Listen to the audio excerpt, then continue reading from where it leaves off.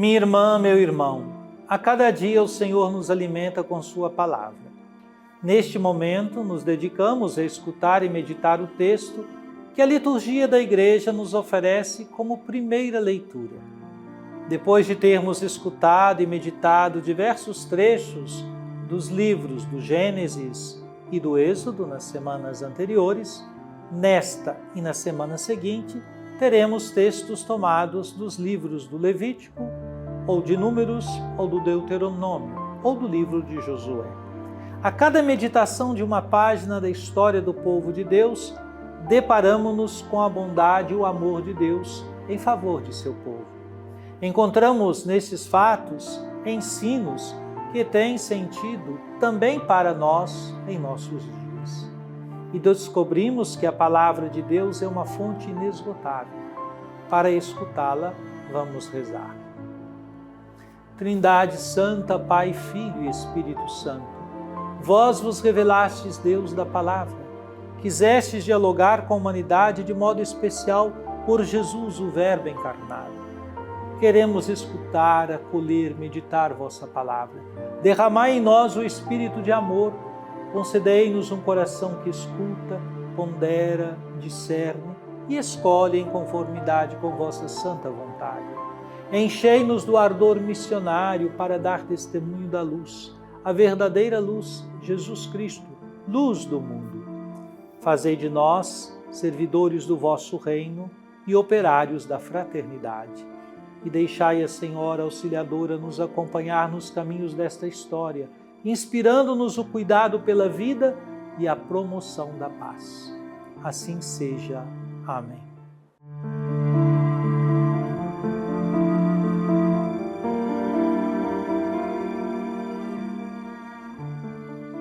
Naqueles dias, os filhos de Israel começaram a lamentar-se, dizendo: Quem nos dará carne para comer?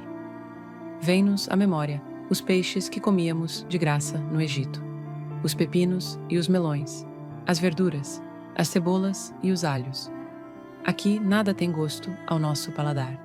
Não vemos outra coisa a não ser o maná. O maná era parecido com a semente do coentro e amarelado como certa resina. O povo se dispersava para o recolher e o moía num moinho ou socava num pilão. Depois, o cozinhavam numa panela e faziam broas com gosto de pão amassado com azeite. À noite, quando o orvalho caía no acampamento, caía também o maná. Moisés ouviu, pois, o povo lamentar-se em cada família, cada um à entrada de sua tenda. Então, o Senhor tomou-se de uma cólera violenta, e Moisés, achando também tal coisa intolerável, disse ao Senhor: Por que maltrataste assim o teu povo? Porque gozo tão pouco do teu favor, a ponto de descarregares sobre mim o peso de todo este povo. Acaso fui eu quem concebeu e deu à luz todo este povo, para que me digas: carrega-o ao colo, como a ama costuma fazer com a criança, e leva-o à terra que juraste dar a seus pais? Onde conseguirei carne para dar a toda esta gente? Pois se lamentam contra mim, dizendo: dá-nos carne para comer. Já não posso suportar sozinho o peso de todo este povo. É grande demais para mim. Se queres continuar a tratar-me assim, peço-te que me tires a vida, se achei graça a teus olhos, para que eu não veja mais tamanha desgraça.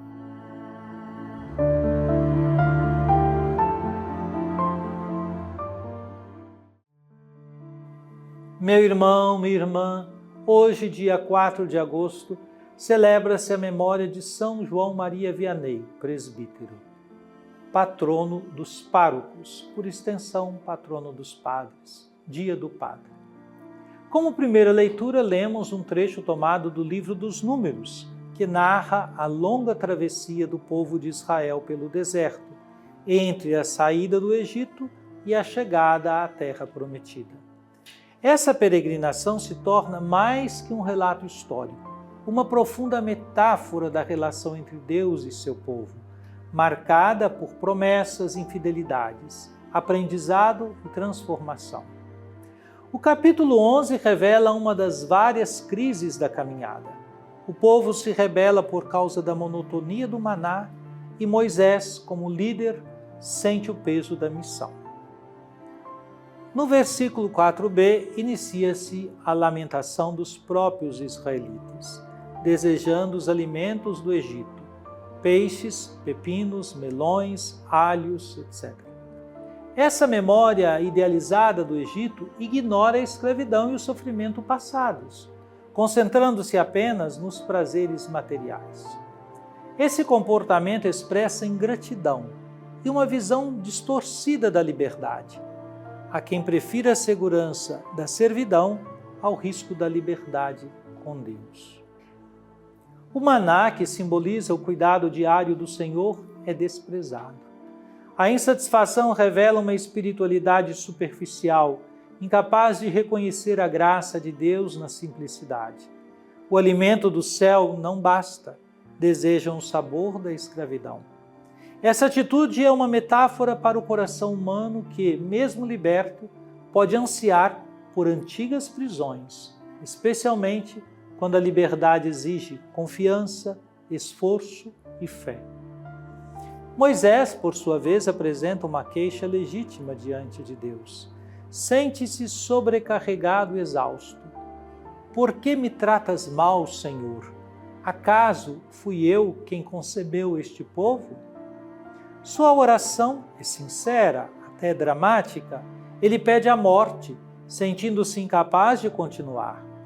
Essa passagem mostra que até os grandes líderes espirituais têm limites. Moisés não esconde sua vulnerabilidade, ao contrário, a apresenta diante de Deus. Do ponto de vista teológico, a cena nos ensina que o ministério pastoral e profético deve ser exercido na total dependência de Deus. A missão é divina e, portanto, os líderes precisam constantemente recorrer ao Senhor. O sofrimento de Moisés, longe de ser sinal de fracasso, revela a autenticidade de sua entrega.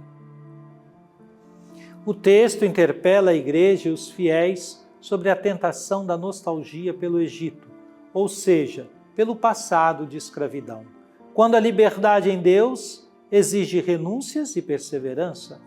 Em tempos de crise, é fácil idealizar o passado e reclamar do presente.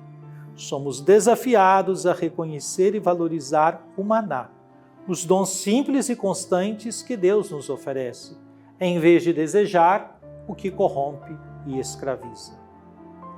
O lamento de Moisés também ressoa hoje no coração de muitos líderes cansados, sobrecarregados por exigências e expectativas. Ele nos lembra que é legítimo partilhar com Deus nossos fardos e buscar auxílio. A missão não é para ser carregada sozinha. A comunidade precisa caminhar junto, partilhando responsabilidades e sustentando uns aos outros em oração e solidariedade.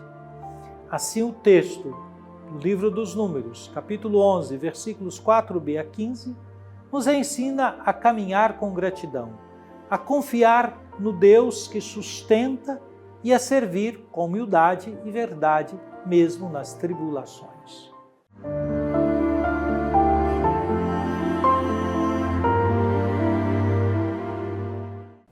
Oremos. Ó Divino Pai Eterno, tendo ouvido e meditado a palavra sagrada, concedei-nos dar testemunho da luz do vosso amado Filho, Jesus Cristo nosso Senhor.